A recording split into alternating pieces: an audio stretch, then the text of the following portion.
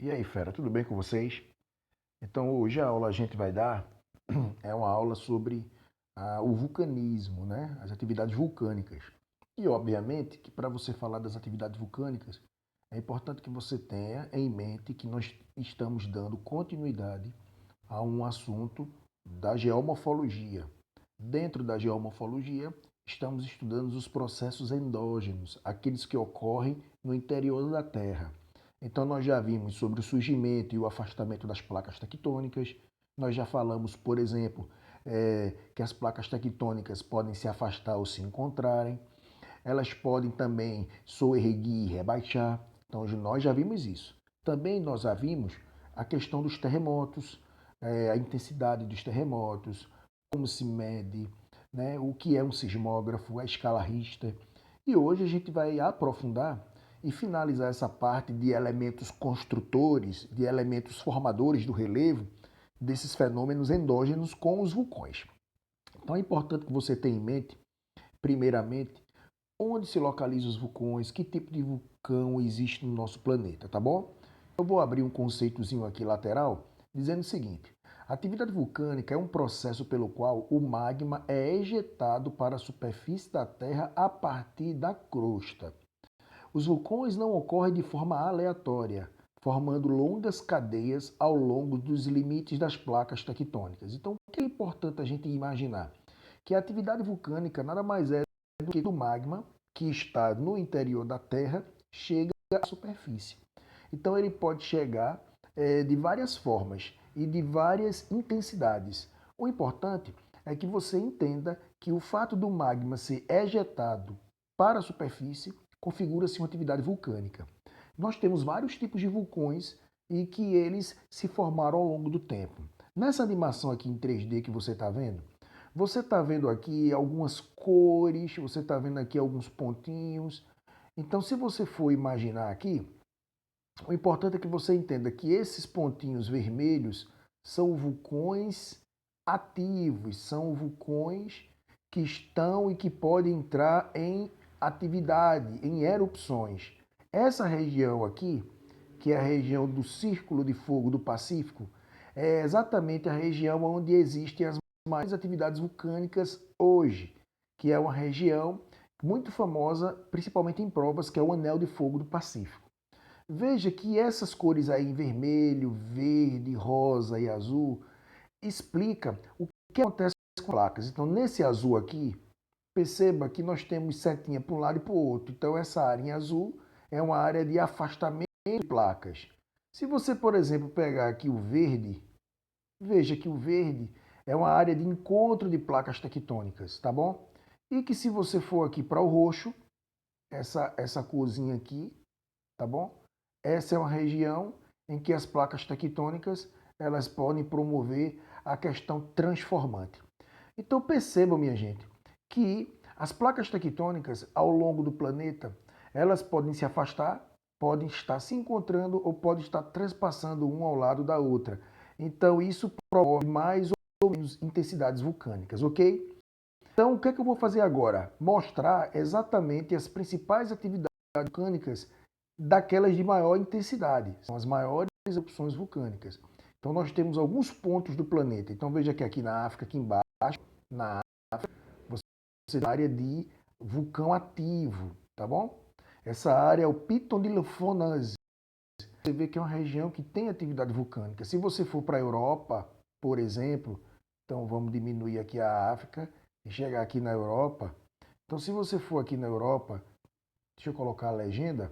Então você tem, ó, o Etna, o famoso vulcão Etna, que está na Itália, que entra em erupções vulcânicas. Você tem o Columbo, você tem o Piton de La Fontese que a gente acabou de ver, você tem Pinatubo. Então você tem vários vulcões que estão em atividade. O que eu quero chamar a atenção para vocês, mais uma vez, é aqui no Pacífico, que é uma região que tem muitos encontros de placas tectônicas, tá bom? Então você tem, minha gente, ao longo de todo o planeta Terra, muitas atividades vulcânicas, principalmente nas regiões de encontro de placas, ok? E esses pontinhos aqui são as maiores atividades vulcânicas, são as maiores. Aqui, ó, Mauna Loa, isso aqui é no Havaí, tá certo? São áreas de atividades vulcânicas. Se você for estudar, por exemplo, a região ali próximo da Oceania, tá certo? Você tem aqui, ó, saindo da Ásia, passando pela Indonésia, o Krakatoa, a Anak Krakatoa, que recentemente teve uma erupção vulcânica, tá certo? E quais são as consequências disso? Quando se fala em atividade vulcânica, você vai ver que existem alguns tipos de vulcões e eu vou explicar já já a diferença de cada um deles. Então vamos para os tipos de vulcões que nós chamamos de erupções explosivas.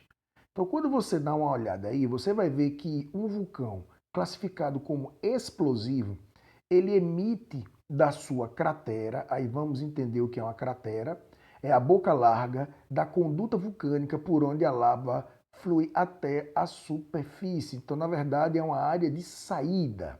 Já a nuvem de cinza é libertada para a atmosfera durante a erupção explosiva. Então, veja que nesse vulcão, você pela cratera, você tem saindo a nuvem de cinza e tem esse fluxo piroclástico, que são cinzas quentes e fragmentos descendo do cone vulcânico durante a erupção vulcânica. Então veja que por esse vulcão você tem esse fluxo piroclástico, que na verdade é um processo que lembra a lava do vulcão, né? Mas é um material que é fundido, como tem cinzas quentes e fragmentos descendo o cone vulcânico. Então, porque quando essa atividade vem saindo do vulcão, ela vem trazendo pedaços de rocha derretida. Então você tem esse vulcão. E se eu fizer um corte transversal, né, como você está vendo aqui, você vai para dentro do vulcão. Então você tem a cratera, a chaminé, por onde essa cinza, essa fumaça, esse fluxo sai, e você tem a câmara magmática, é exatamente a origem. Você vê que nessa região o magma está aqui armazenado. E aí você deve estar perguntando, por que esse magma não está saindo? Porque muito provavelmente essa região é uma região de que existe instabilidade geológica, é uma região que tem atividade vulcânica, mas não é uma instabilidade suficiente para que o magma venha à superfície como a gente conhece. Já na erupção efusiva, aí você tem uma região provavelmente de encontro de placas, aonde a instabilidade geológica é maior. Então você vai ver aqui, ó, a cratera saindo cinza, saindo fumaça e saindo aí o material magmático, né? Saindo a famosa lava, o fluxo de lava do vulcão. É o magma que flui para a superfície. Então, se você fizer um corte transversal, você vai ver agora que a chaminé, veja que agora vem o magma. Então perceba, minha gente, que a diferença de um vulcão ao outro, de uma erupção explosiva para uma erupção efusiva, a diferença provavelmente é a instabilidade. Quanto maior a instabilidade, provavelmente na região de encontro de placas tectônicas, você vai ter uma efusiva, ok? Que evidentemente que isso não vai ficar assim para sempre. Depois essa instabilidade dá uma acalmada, esse vulcão ativo fica adormecido, ok? Já na erupção explosiva, você vai ter a mesma coisa. A diferença é a intensidade. Então ele tem aí a saída de cinza e de fluxo piroclástico, sem nenhum tipo de problema, tá certo? Porém com a instabilidade menor. E nós temos também regiões em que as erupções elas são mistas. Você tem aqui fluxo piroclástico pela cratera, você tem o magma que pode sair também por essas regiões. Então veja que aqui você tem o magma, que é a câmara magmática, veja que esse magma vai sair pela chaminé, tá certo? E você pode sair por pontos transversais. Na lateral aqui, você também pode ter a saída de atividade magmática, beleza? Então, se você for analisar direitinho, didaticamente, você tem muita coisa para ver. Mas na prática, geralmente em provas, quando se fala em atividade vulcânica, eles não costumam fazer essa divisão de erupção explosiva, efusiva e mista. Não. Geralmente eles classificam vulcão ativo e vulcão extinto. O vulcão ativo é aquele que pode entrar em atividade, que são esses que nós estamos mostrando. Ele pode ter uma erupção explosiva, erupção efusiva e uma erupção mista. Perceba que quando há uma erupção, quer dizer que o vulcão entrou em atividade. Nós chamamos esse misto de estratovulcão, porque existem as duas características, tanto saindo cinza e material piroclástico, como também o material, o magma, a lava. Beleza? Isso aí a gente pode chamar também de efeito tampão, porque quando o vulcão fica adormecido, gera como se fosse uma tampa na cratera. Quando entra em atividade vulcânica, ele arranca esse tampão, saindo cinza, material piroclástico e câmara magmática. Esse tipo de vulcão é um vulcão que está em atividade, é um vulcão ativo, mas ele pode ficar adormecido. No Brasil, nós temos atividade vulcânica? Claro que sim, mas a atividade vulcânica brasileira ela é extinta, ou seja, o Brasil se localiza numa região no centro de uma placa tectônica, ou seja, a característica de estabilidade ela é dominante, ela é majoritária. Nós temos tremores, sim, de acomodação de placa, que nós já vimos nas aulas sobre terremoto. Mas nesse caso, o vulcão nós já tivemos atividade vulcânica, né? E o vulcão ele pode causar algumas consequências positivas, algumas consequências negativas. Com relação às consequências negativas, quando você tem uma atividade em erupção, veja que é uma instabilidade muito grande, muitas vezes vem associada de terremotos.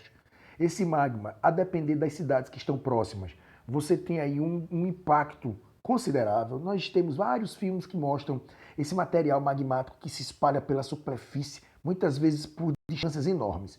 Deixa eu pegar aqui no conceito para que você possa ter noção de como esse magma, como essas atividades, elas podem ter uma explosão e escorrer pela superfície de maneira bem característica, tá? Se você pegar aqui as erupções mistas, olha o que ele diz, são características dos estratovulcões. Esse tipo de vulcão, esse tipo de erupção é acompanhado por explosões e também por fluxo de lava. O cone vulcânico consiste de camadas alternantes de piroclástico ou fragmentos e lava solidificada. Os exemplos mais conhecidos são Stromboli, o Etna e o Cotopaxi. As erupções vulcânicas podem também ter características pós-vulcânicas que nós vamos estudar já já. Vou falar aqui para você ter noção. Veja, as erupções vulcânicas mais devastadoras espalham grande quantidade de material piroclástico. Durante a erupção do Krakatoa, que entrou em erupção recentemente, mas olha o que ele diz, em 1883, foram ejetados de material piroclástico 18 quilômetros cúbicos de piroclásticos na superfície. 18 quilômetros. Enquanto em 1815, o Monte Tambora, a erupção mais potente da história, 80 quilômetros de material piroclástico. Perceba que você tem uma consequência na superfície. Erupções dessa magnitude têm impactos globais na atmosfera, no clima e também na fauna. Como assim? Então, quando você tem esse material que entra em erupção, esse material piroclástico, você tem consequências, por exemplo, essa quantidade de fumaça, vocês vão ver que vários gases podem sair, gases sulfurosos, a gente vai aprofundar e eu vou dizer a consequência com relação a essas fumaças. Você, com essa fumaça na superfície, isso pode promover a chuva ácida, né? Você tem uma mistura da umidade que existe nas nuvens, e aí essa água, esse pH vai se alterando e isso pode afetar, por exemplo, nas plantas, na vida dos animais, como a gente já viu e estuda isso, por exemplo, no assunto de chuva ácida, porque alterando o pH isso pode causar uma consequência sim, tá certo? Do lado positivo é que isso pode gerar uma fertilização do solo. Geralmente as regiões de vulcanismo, você tem uma fertilidade, um solo muito fértil, né? Um solo escuro. Por exemplo, no Brasil nós temos o solo terra roxa, né? Então o solo magmático, o solo vulcânico, ele é extremamente fértil. Só para você ter noção, né? São Paulo é uma região que tem um solo